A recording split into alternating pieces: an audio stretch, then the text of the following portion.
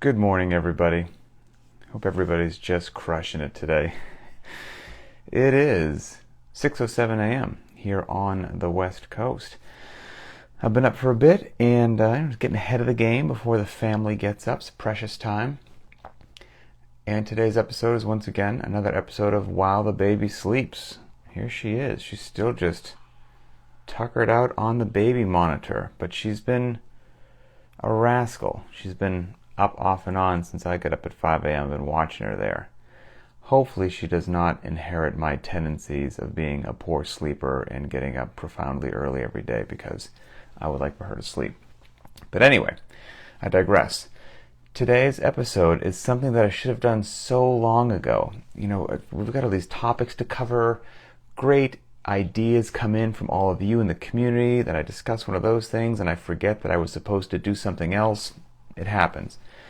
So what I'd started doing a while ago, because believe it or not, as I record this episode, unless I'm incorrect, this will be Linchpin Conversations number 297. 297. It boggles my mind that much time and content has gone by. So we're approaching 300. It's a lot of episodes.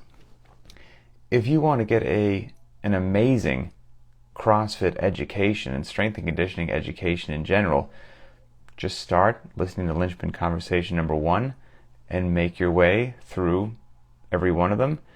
And I promise you, your knowledge base, lessons learned will just skyrocket. But we did something a while ago to try to expedite that a little bit.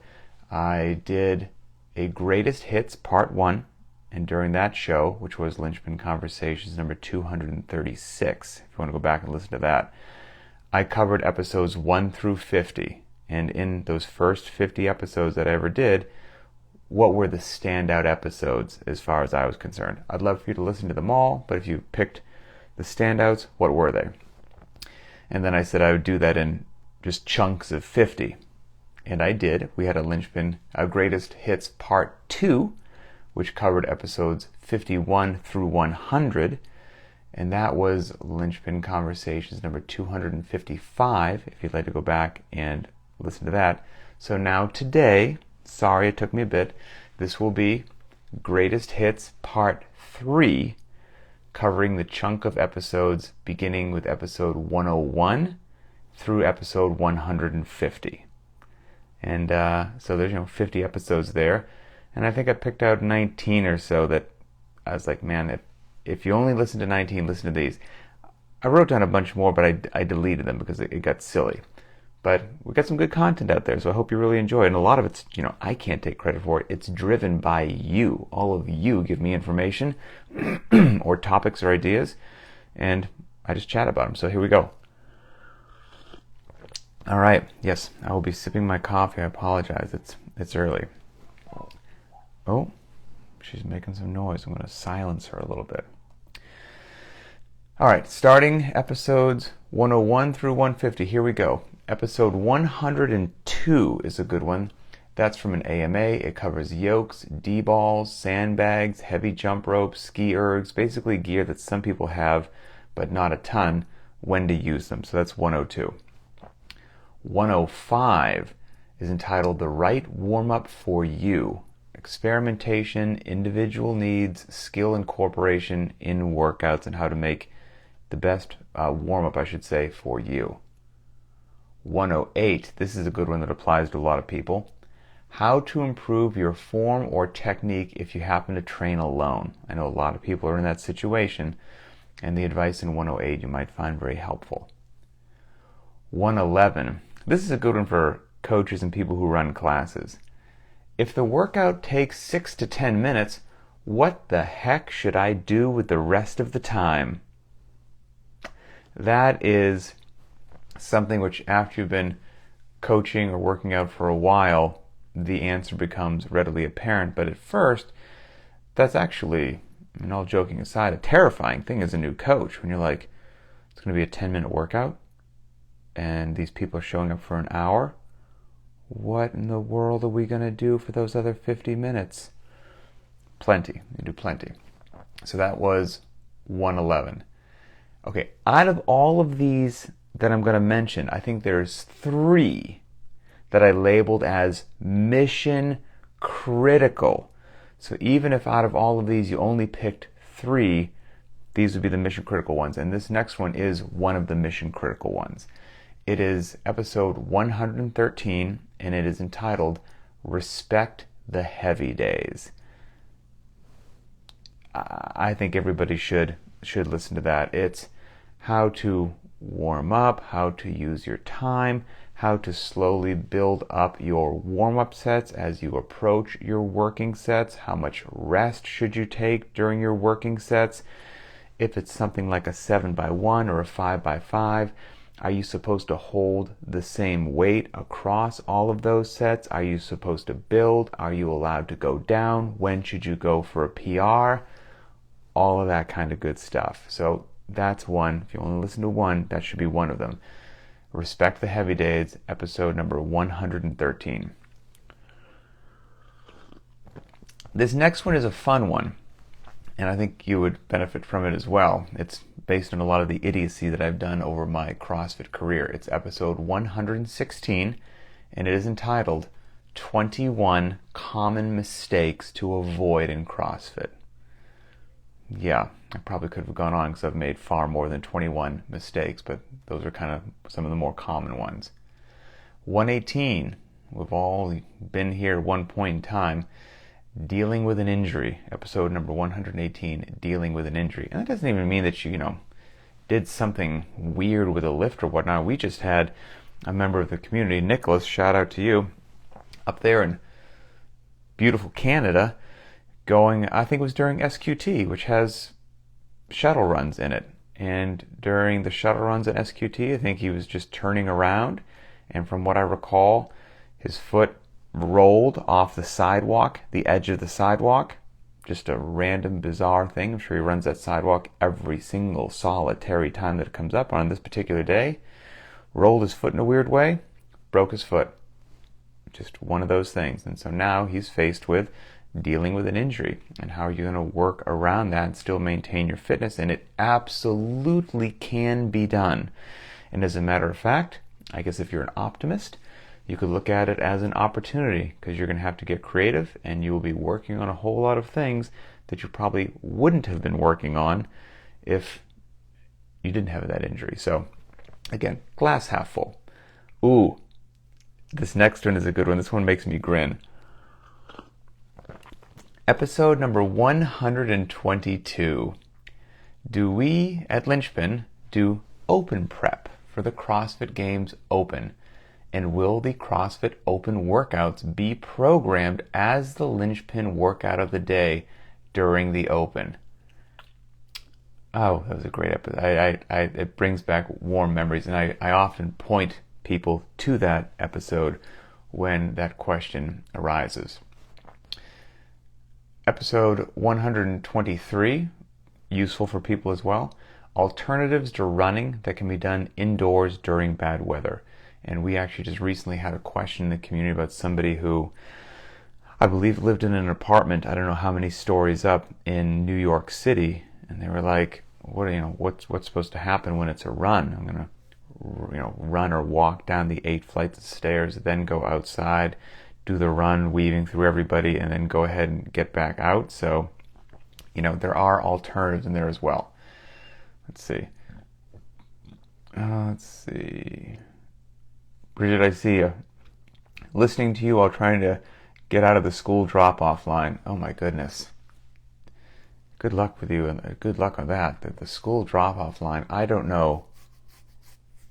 Our local school drop-off line, I don't believe that there was an engineer engaged in the process as to what would make that whole scenario make sense. It's almost like an anarchist was employed to make it the opposite of efficient. But anyway, let's see. Ooh, this is one that is just a common question, especially if people are new to CrossFit and they're coming from a different discipline, shall we say. And CrossFit it does look quite different than any you've ever done, and so it's confusing. Why does it work? And this is just so polar opposite of what I'm used to. So episode number 125 covers push-pull templates, body part splits, periodization, strength and skill cycles. I mean, those are all just clickbait buzzwords that people gravitate to like flies to the light.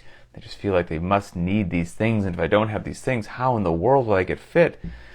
And the truth is, CrossFit incorporates all of those things in its own unique way, because I think I don't go down a rabbit hole here, but I think people who don't understand CrossFit programming, when they look at it with their untrained eye, it looks random. It looks disorganized. I get that. I remember what that was like when I first saw it. And they don't see the flow, the beauty, how everything goes together, how it is the furthest thing from random. And especially if they're coming from something which had these highly structured templates that you could just tell somebody, hey, and I don't know, give it a cool name and like highlight it in yellow. Hey, in the next 4 weeks, we're in a building phase. Great. We just highlighted 4 weeks of yellow and named it that, and makes everybody feel really good.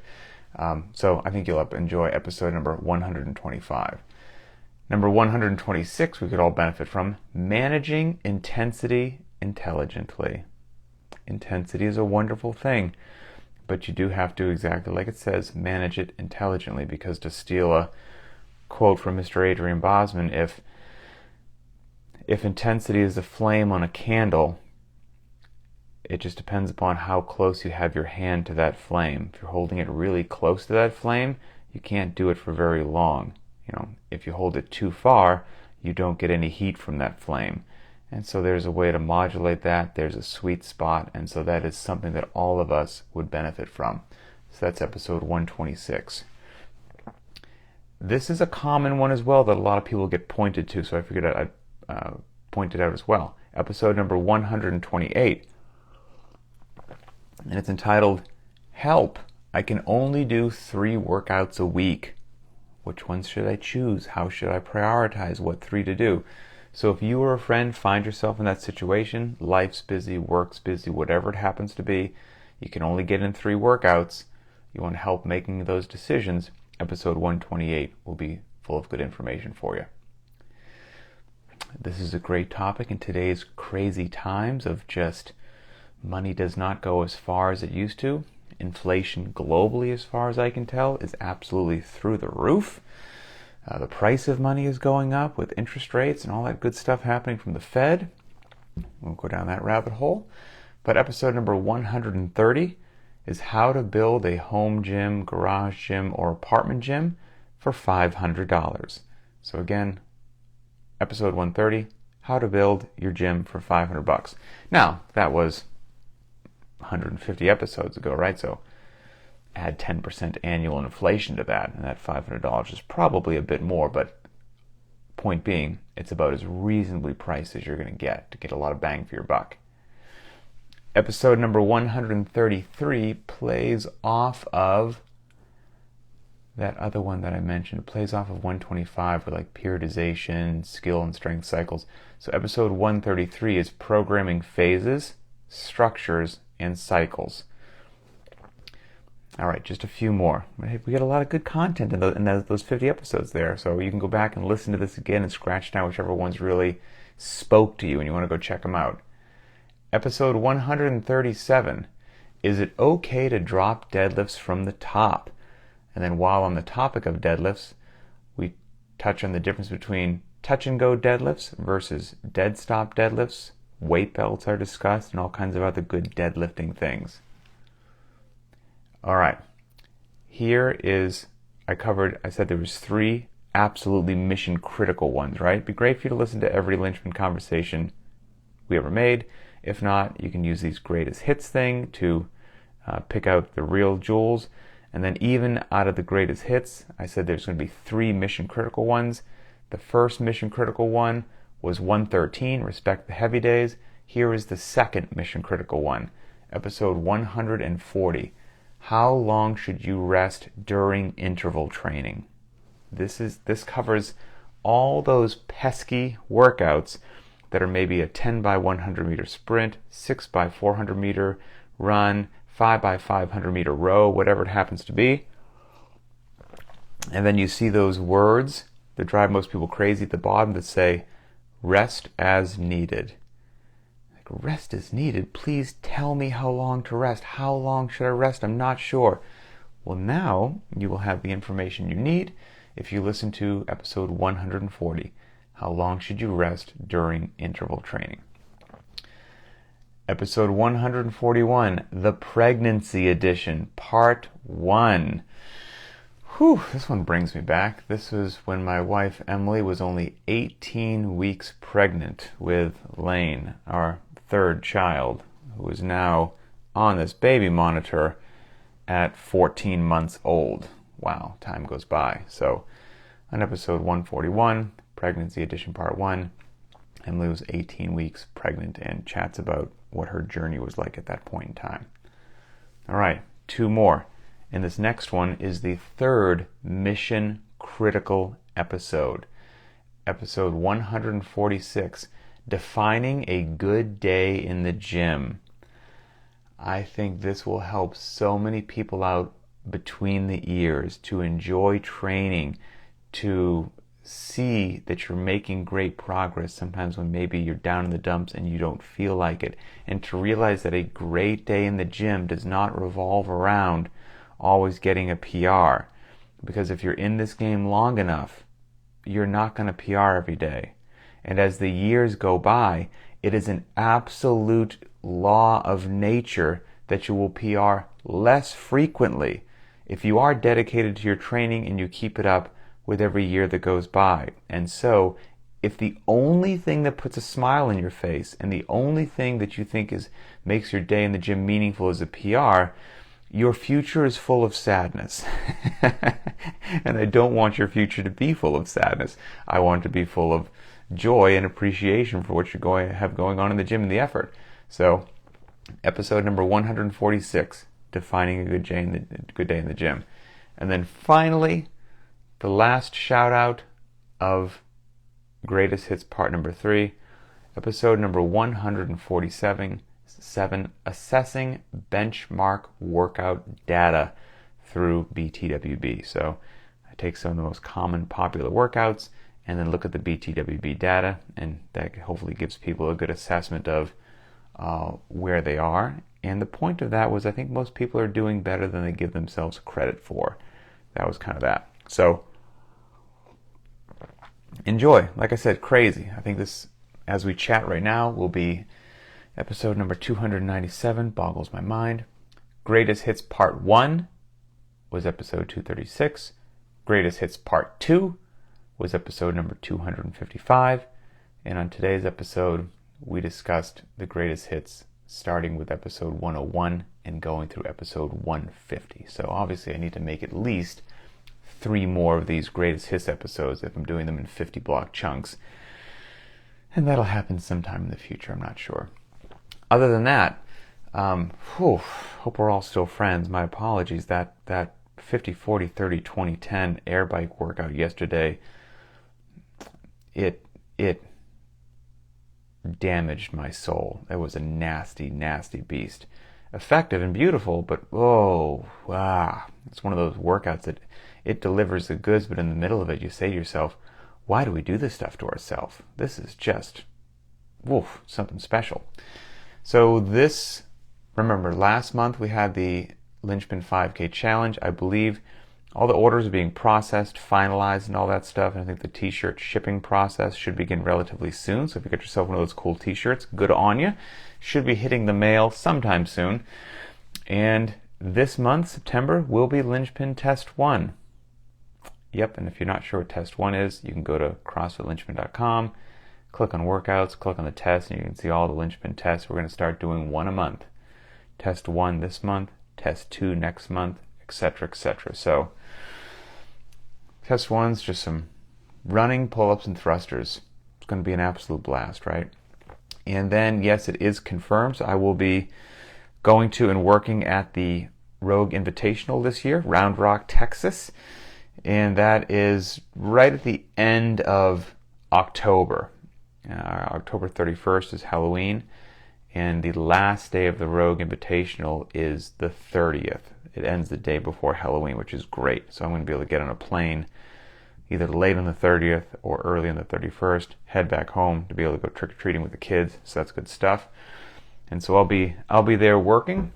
However, I'm not going to be working all the time. It's going to be chunks of time before, during the day, and then at the evening and all that. My goal is to be out there as well, hanging out, meeting people from the linchpin community, having some coffee. We're in Texas, having some barbecue, having a blast, and just enjoying life. And if you haven't been to the Rogue Invitational, I've had the opportunity to go once before, and it was a really cool, fun event. So if you have the opportunity to get there, I'd recommend it. That's it. Have a wonderful day, and we will talk later.